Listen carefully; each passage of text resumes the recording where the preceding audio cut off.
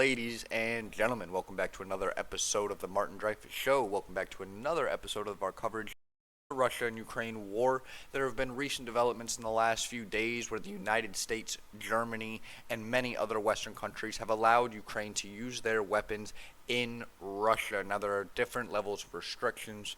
Britain has said there are no restrictions with our weapons. Once you have our weapons, use them how you see fit. Meanwhile, the United States has put more of a restriction in the sense that they can only use it within the border towns where Russia is looking to attack within Ukraine. So there's different levels of leeway being given to Ukraine with weapons at this time. However, this important development is kind of crossing the line that Putin laid in the sand, saying Western allies cannot use their weapons within Ukraine, or in Russia, my apologies. How also Anthony Blinken, the Secretary of Defense for the United States of America, has said they are working on a plan to get Ukraine into Nato. Now, that's another important piece of news we will cover later, and another important line in the sand that Putin said he will not accept, and he will also escalate if that were to happen. So these two things have happened within a couple of days of each other. We're going to watch this slightly older video before the United States gave the news, just to give us the why that they're allowing them to use this weapons within Russia. So without any further ado, let's get right on into the news. Russia's President Vladimir Putin has threatened serious consequences if Western countries allow Ukraine to use Western weapons to strike targets in Russia. So far, most of Kyiv's Western suppliers have said their arms cannot be used to hit targets on Russian soil. But France's President Emmanuel Macron said this should be allowed in some cases. Washington has ruled out such a possibility for US weapons. The debate is intensifying as Russian forces appear to be gaining ground in eastern Ukraine.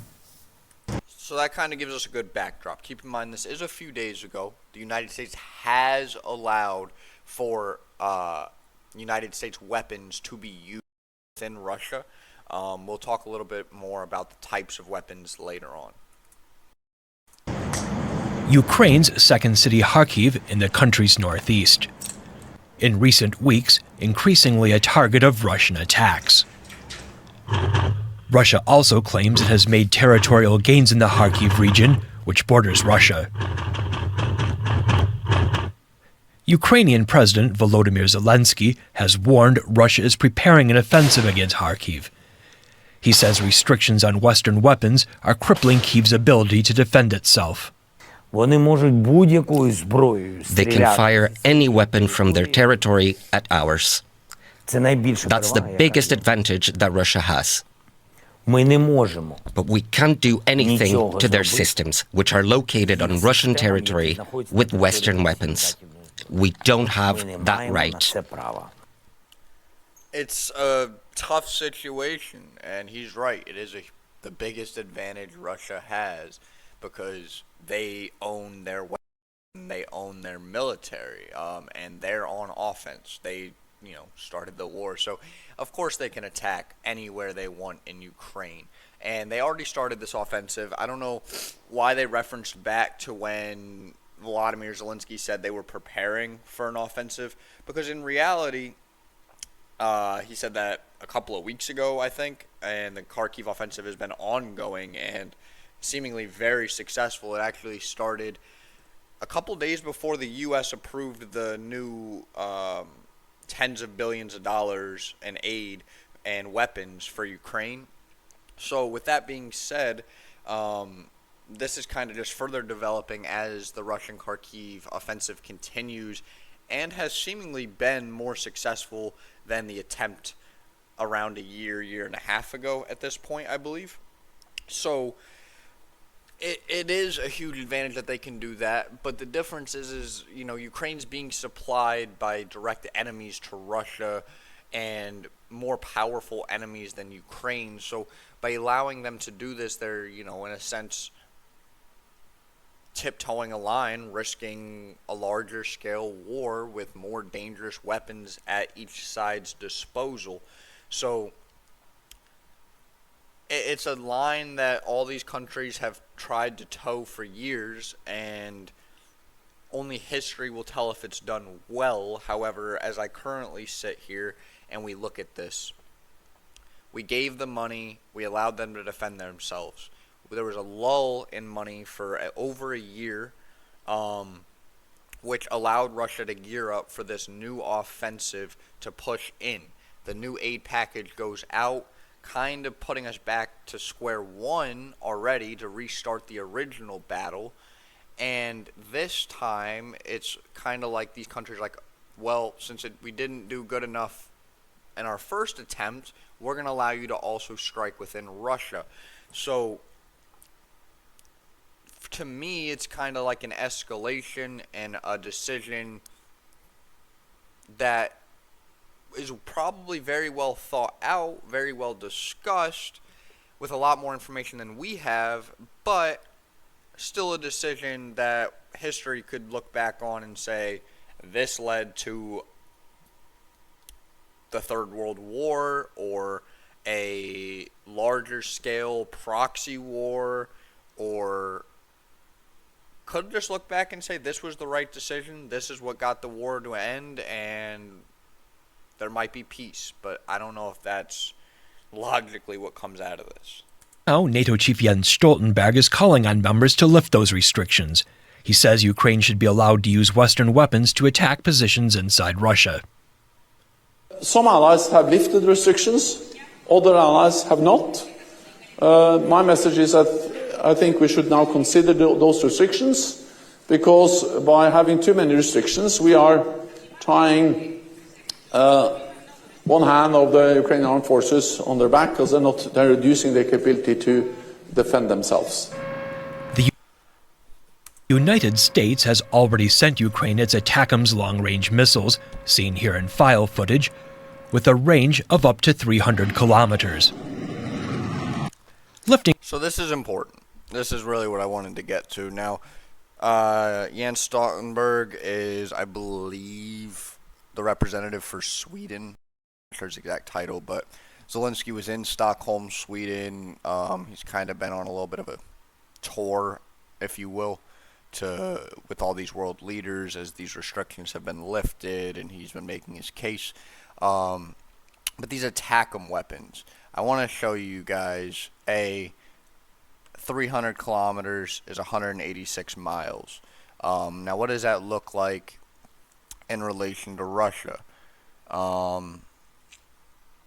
We're talking about Kharkiv, this border town, you know. Maybe they can't get these weapons right here. Maybe they have to fall back a little bit to here. But when you look at the map, this is the Russia-Ukraine border. We can zoom out a little bit here so you can see it a little easier. Over here, Kharkiv, and this is all Ukraine. And then over here, and then all the way, you know, all of that is Russia. There's Moscow. 300 kilometers, 239, as you can see, Kharkiv to Kursk. Now, Kursk is bolded. It's obviously a bigger city. You can see by this map here. So, if the United States has allowed them to use the full capabilities of these weapons, which I'm not sure, you can expect Kursk, a population of about 480,000 Russians, to be in danger. And if we start seeing that, that's when I think it's a possibility, at least, that Vladimir Putin genuinely escalates this situation. If a lot of Russian civilians start dying or attacks in Russia start happening, that's where I could see those threats coming true. So I just wanted to kind of give you guys perspective on where these could hit. 300 kilometers might be, you know, right around this area right here. Obviously, if you get up to Novovchansk, maybe you can get a little further. But this is the major city we're looking at. Maybe they can get up into Bryansk as well. I'm sure I didn't say that right. But just a little look. They can't quite make it to Lipetsk. Restrictions would allow Ukraine to hit targets such as any troop buildup in the Belgorod region, where Russia is believed to be building an airbase. Kyiv would also be able to attack supply lines to Russian-controlled Crimea, which are seen as critical for the Kremlin's war effort. On a recent visit to Kyiv, British Foreign Secretary David Cameron said Ukraine could use weapons provided by London any way it sees fit, including inside Russia. But other partners, including Germany, are so far unwilling to grant Ukraine that permission. That has also changed. I just want, this is a couple days old. I just want to make sure you guys are clear on what's going on. Germany has also allowed, I'm sure with restrictions, the weapons. Fearing it could increase the risk of direct confrontation with Moscow. I'm now joined by our correspondent Roman Goncharenko in Kiev. Roman, how is this debate being viewed in Ukraine? Well, it is a very important, it's a survival issue actually for Ukraine. That's how it's being debated, because Ukraine has been asking its Western partners to have that possibility to strike Russia proper with Western weapons from the very beginning of the Russian invasion in 2022. And the answer was always no, because the West was fearing escalation and was trying to avoid even a small chance of it. So Russia was very, very aggressive at that time, threatening us with nuclear weapons. It's doing the same now as well. Just remember a few days those nuclear drills with tactical nuclear weapons. But what's really new now is that Ukraine is being very vocal about it, asking West. I'm just going to disagree, and I'm going to tell you why I disagree that he's saying what's different is Ukraine is being vocal. Vladimir Zelenskyy, if you'll recall if you along with me at all, addressed the UN when this war first began within the first few weeks a couple of times, asking for this. This is not, he did this in front of the United Nations, in front of representatives of every country in the world practically, and they were told no. He's been vocal about this for years. In every interview I've pretty much seen of Zelenskyy, he has asked for control of the airspace, asked for NATO planes, asked for control of the air and the missiles coming into Ukraine. That is what he has demanded. It has not been given until now, but he has been vocal historically. Western partners putting more pressure on the United States, on other allies and partners in Western world to allow to strike Russia proper. And the reason is Ukraine is in a much weaker position now than it was just half a year ago. Its army is exhausted. There is not enough ammunition, not enough weapons, and Russia is building up forces in the north, in the Kharkiv region, as we've just heard in the report. And this is where I gotta ask. I mean, we're all humans. We're all making this. We could all, put ourselves in the shoes of other people. At least we can try our best to. So, if you're the allies, you're United States, you're Germany, Britain, France, whomever. But let's particularly look at the United States, who supplies extensive amounts of money. If you were to provide the first $100 billion aid package when the war first began, essentially, and then they, have this big armory, they're fighting, they're able to take care of the war, they push Russian forces out, they began setting up their perimeter in Kharkiv, they lose Crimea.